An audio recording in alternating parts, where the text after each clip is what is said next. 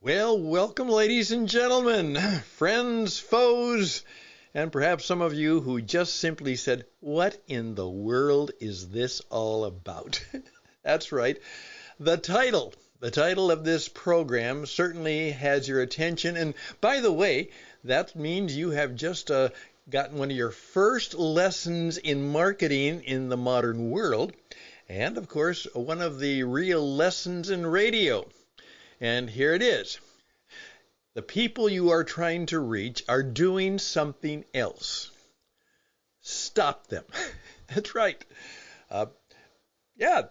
They aren't just sitting there waiting for the radio to come on and you to be there. They're doing something else. And of course, that's more and more true all the time. And then get their attention. Get them to say, "What? I have your attention." Now, let me first of all give you, don't worry. I understand. This is an experiment. Now, all of my programs are experiments. I never know quite where they're going to go. I don't work from a script. I work from just my heart, mind, and spirit and the thoughts that I have. And then I go. And we'll see where it ends up. Sometimes I literally don't know, but after 45 years of doing this, I usually know how to bring it to a close and make it work within the time span that I have. Okay?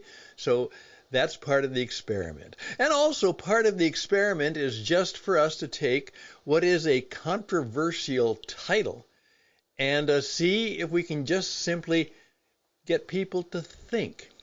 Not challenge them, not make them mad or angry, but just think about this. So we are doing two programs. First of all, this is interesting ideas. No, it's more than that. It may be inconvenient ideas. And how to be a world-class Jesus entrepreneur or the Jesus entrepreneur experience. That's what the program is all about. So let's start it right now.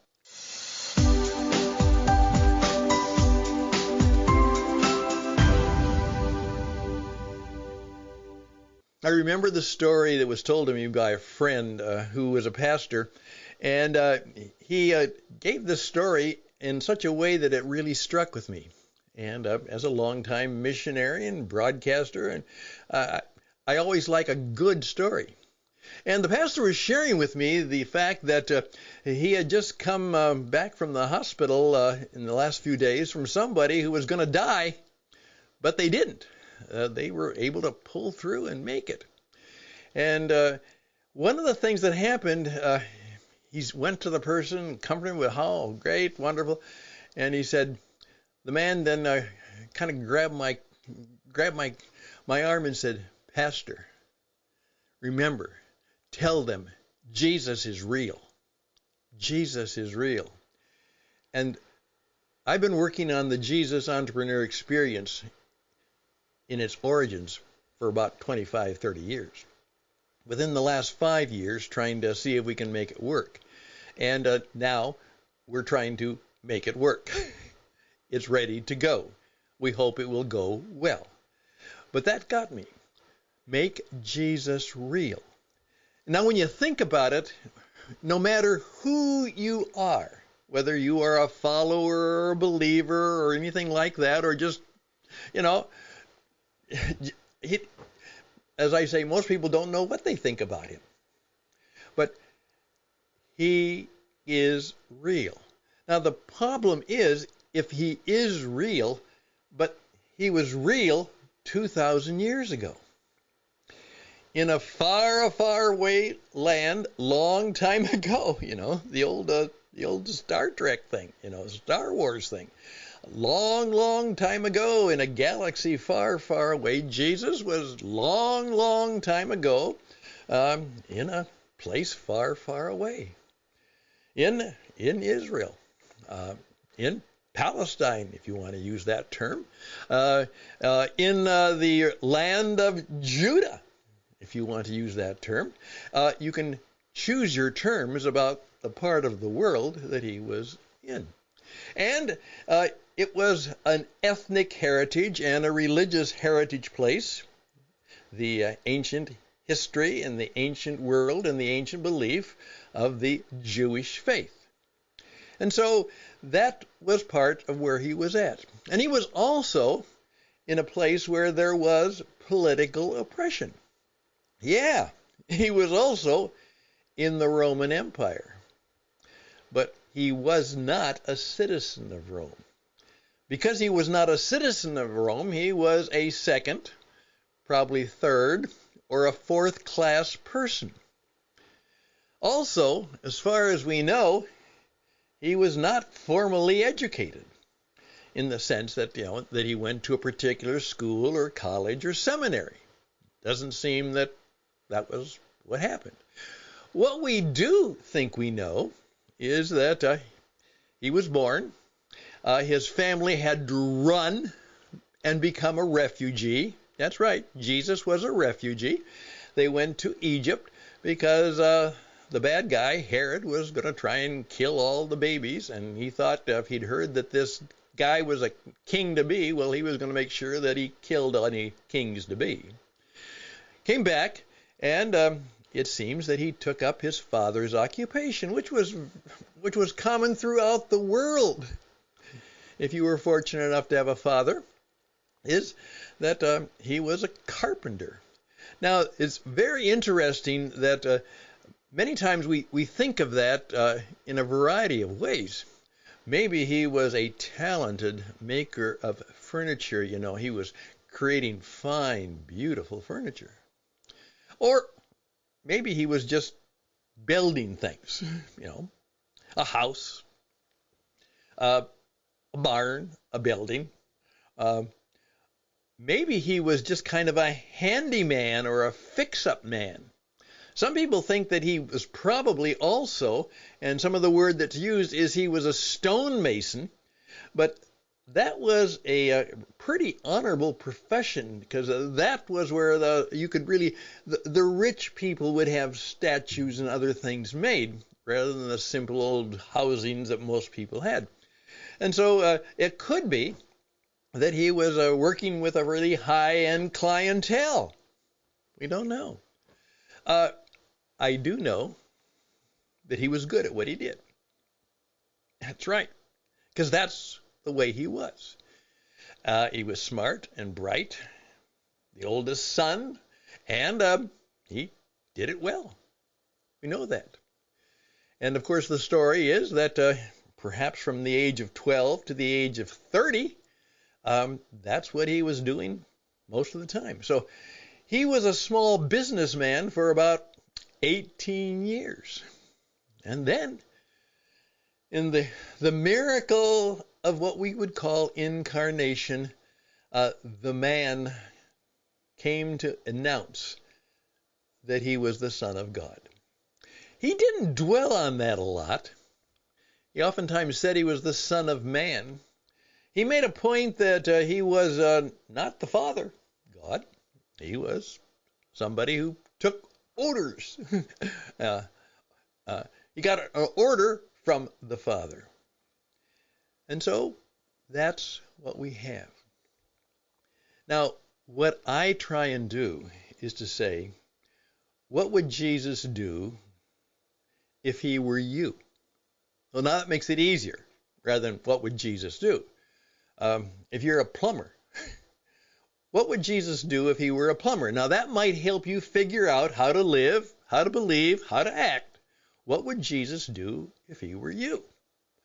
Now, what would Jesus do? Here we go.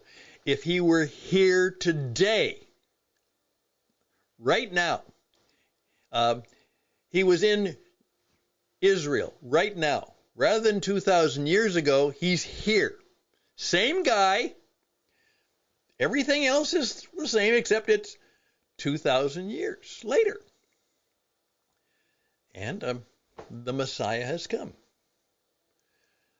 Now, if you are a young man in Israel right now, guess what happens? The IDF, the Israeli Defense Force, is coming for you. In fact, military service is required of every young man or young woman in Israel. Now, there are obviously physical and some other exceptions, some religious exceptions, what they're trying to do away with for some of the real super conservative Jews. But, you got to put in your 2 years.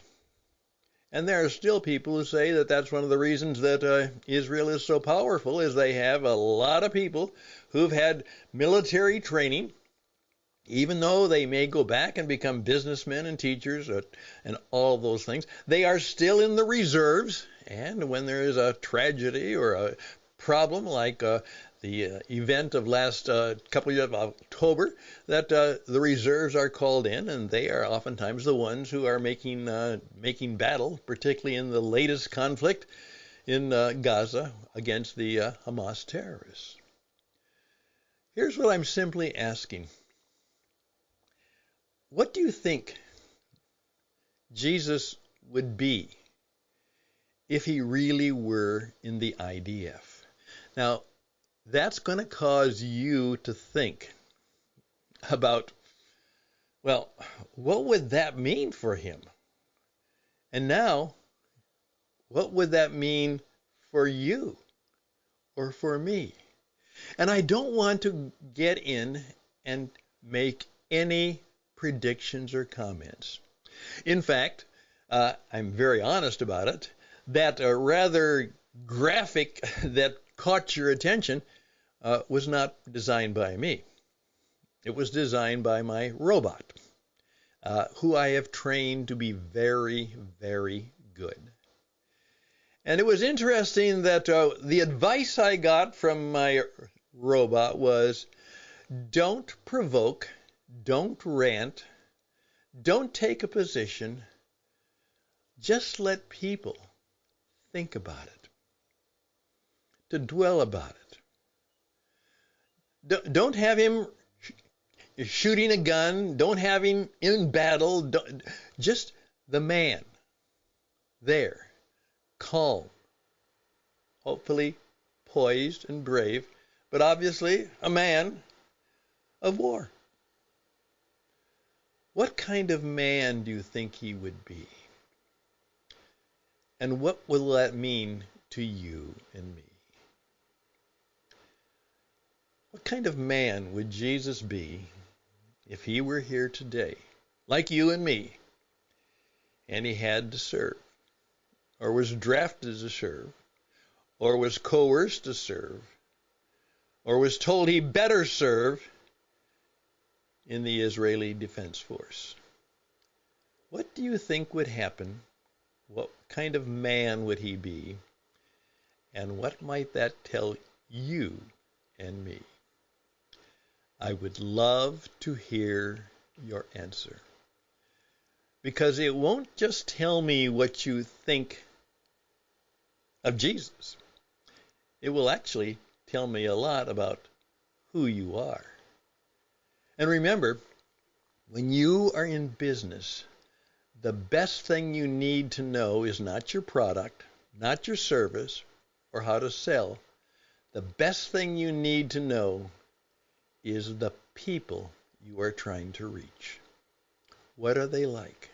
It's been said, and I believe it, everybody wants the good stuff in life.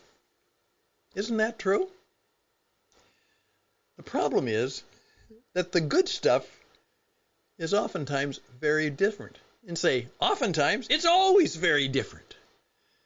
And so your job as a communicator, whether you are a teacher, a voter, a leader, whatever you are, you have to become quite good in understanding people, understanding the human condition, understanding fear, anxiety, all the things of the human experience. You have to get pretty good at understanding. And then once you begin to understand people, then you have to understand what's going on. And that's where I say the prayer that I oftentimes give is Issachar, Issachar, Issachar, based on the Hebrew scriptures where it says the men and women of Issachar understood the times and knew what to do. And that's something that we as Jesus entrepreneurs need to know and do, because that's what he knew and knew what to do. And in our life in business, it'll be very good if we would learn to be and do the same. Hey, that ended up pretty good. Not too long, thoughtful. I'd love to hear from you. What is clear to you now about Jesus the entrepreneur, which some people still have a little problem with that. I remember one pastor said to me, I don't know if I like this Jesus entrepreneur thing. And I say, why? He said, well, it's hard for me to think of him as a businessman. I said, no, yeah, that's very true. And entrepreneur, I think of greedy and they'll do anything to make money. I said, well, maybe you have the wrong conception of what a businessman is, or maybe you have the wrong idea of what an entrepreneur is. Maybe all you can think about is, what does it mean to be a pastor? Maybe you should think a little bit differently. And he smiled. That's what he should do. It just kind of made him think a little bit. I hope this will make you think a little bit. I'd love to hear from you. Reach out to me at stan@witradio.net, stan@witradio.net. What I'm teaching in the world-class Jesus entrepreneur is, if you are a follower of Jesus and you are in business, we can bring the two together, Jesus, business, and you and your customer, and help you to be really good at being an entrepreneur. That's our job. That's what we do, and we do it well, and we'd like to do it for you and your group and your gang and your good friends, and then perhaps your church or place of worship. How to be a Jesus entrepreneur, to have a Jesus entrepreneur experience. And the issue of bringing up life and business in just a way that the world understands, we can do that too. We have about 40-some years of experience doing that. And if you'd like to know how to do what I'm doing, which is to have my own radio station, my own radio program, my own video station, I am doing what you have to do. You're going to have to learn how to use radio and television and media and broadcasting if you want to make it in the 21st century. People are not reading newspapers and books. They're watching and listening to the media. That's where they get their messages. That's where they get their information. That's where they get their entertainment. And if you're in that part of the world called where they actually have that stuff, and not stuck up somewhere in North Greenland where there's nobody, we'll be, talking about Greenland right now, you'll have to be involved in working and living in the mass marketing media. Hey, the clock on the wall says time to put an end to it. Just about 20 minutes, a little bit longer this time, but no more than 20 minutes, length of a TED Talk, and we're done. Always close with a benediction. That's what I say. Speak well. I wish you all the best. These are hard times. These are difficult times. These are challenging times for everybody. And I want the best for you, to help you figure out what is best for you, and then perhaps maybe to help you get what is best for you. All the best and blessings. Take care. Pray for the children of the world. Pray for world peace. Pray for the leaders of our countries. And hopefully, maybe 26 just might be one of the best years ever. Wouldn't that be nice? Bye for now.